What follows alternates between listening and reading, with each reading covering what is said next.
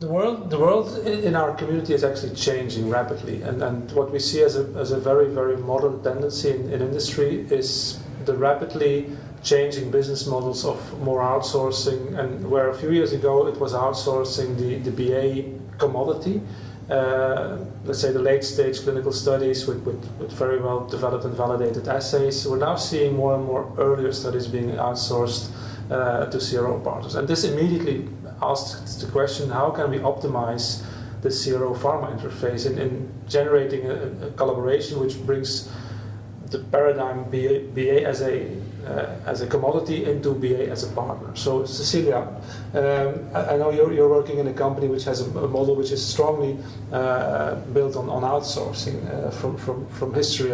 So maybe you can give first, let's say, experience and impression of how you see this, because you've lived this for a long time. Yes, how to get an optimal scientific interface between the pharma scientist and the CRO scientist.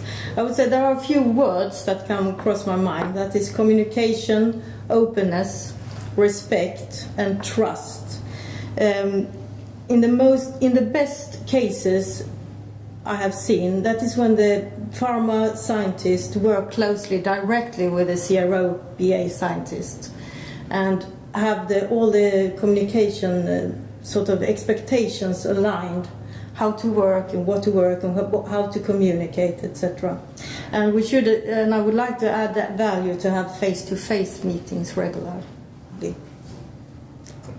So, any of you, maybe coming from a different business model, see challenges there which relate to what Cecilia is mentioning?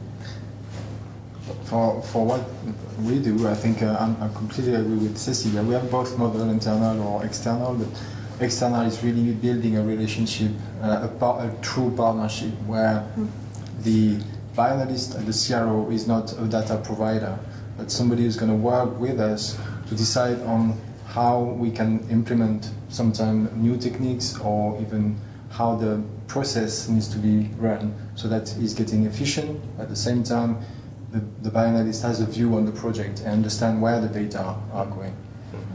Yeah. I think starting a partnership, you've got to put the effort in up front. I think, put all your cards on the table, share science, share our standard operating procedures. Don't let anything be unsaid. Make sure that you really interrogate each other's procedures. I mean, where you've got a laboratory both in-house and also at CRO, then, your customers want to see one customer output. So I see the CRO as being an extension of the internal laboratory. It's critical so that we've got good harmonisation. So in order to have good understanding of each other's interpretation of guidelines and procedures, you need to sit down around the table up front and make sure that you have talked about all the detail. Yeah, I think that the role of the bioanalytical scientist in that context is much broader than it used to be. Today you're not just being a person operating the mass spec, but you have to understand the whole value chain of your project, actually, and being able to represent your company, being able to understand actually the data, where do they actually fit in the development chain, and where can we actually apply, say, shared approach, which studies are important for which decisions during the development phase. One of the things that Pascal and Cecilia picked up on was really critical to me, particularly in a CRO. And you talked about trust. It's all about people. And to me, the one word I would add to it is honesty. And Amanda touched on it. It's be upfront, be open, be honest. Everybody's trying to do a job, and as Morten said, the job is changing. It's changing dramatically. The CROs have been a service provider. People come to say, analyse these samples, use this assay. That's changed dramatically in the last 5 to 10 years. We're now looking at partnerships, we're working together, we're solving problems together. And the only way you can solve problems together is if you trust, respect each other. And so that FaceTime early on is really important to get to know each other. Meetings like EBF, communities like EBF, which bring us together, it gives us respect for each other. We understand each other's skills, and everybody's good at certain things, but not everybody's good at everything. And you just got to know what each of the team can do, and that's the important thing. It's no longer a contractual obligation. You're no longer saying, do this for me. You're saying, I need this help. How do we get this done? How do we support this project? And that's really tough to do because it's many years of changing direction. And it's very hard to do because for us as a scientist, we try and say, I don't actually know how to do this. That's one of the hardest things we do. And when you're now trying to do that with an external colleague rather than an internal colleague, that's a really tough decision. It's a really hard thing to do. So, but it's the way forward, and it is the way that will make it work. That partnership, relationships. And maybe to that point, because another thing that Cecilia picked up on is opportunities for face-to-face.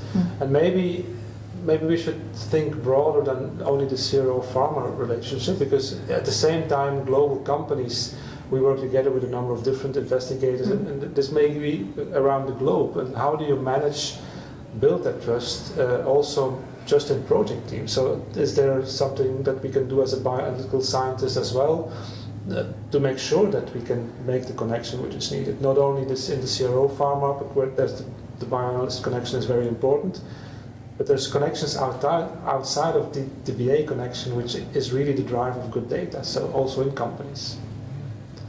And I can certainly agree and say that there is a behavioral component to that. It's about going there and taking the initiative to have the conversation, then actually go to someone's desk and speaking about a particular project or whatever that might be. And actually, I think with that kind of FaceTime within your organization, you build an opportunity to then have further interactions outside those walls. And then outside those walls have to be another site somewhere in the US or somewhere in Japan. You start building further. There's some tools that help, things like FaceTime and these stuff, they help, but there's nothing to get the personal interactions. There's nothing like it, really. I think when you start talking about global interactions, you've got to also remember culture differences, which become really, really critical, because you may be thinking that somebody's understanding what you're saying, but the interpretation in a different culture may be quite different. So I do think you need to be very careful about the communication and take extra care, making sure that you're not saying anything that's unclear that could be interpreted in the wrong way as well. But then it's even more important to have face-to-face meetings. I think I want to thank the panel of having had this discussion here. I certainly enjoyed it, and let's go for a drink.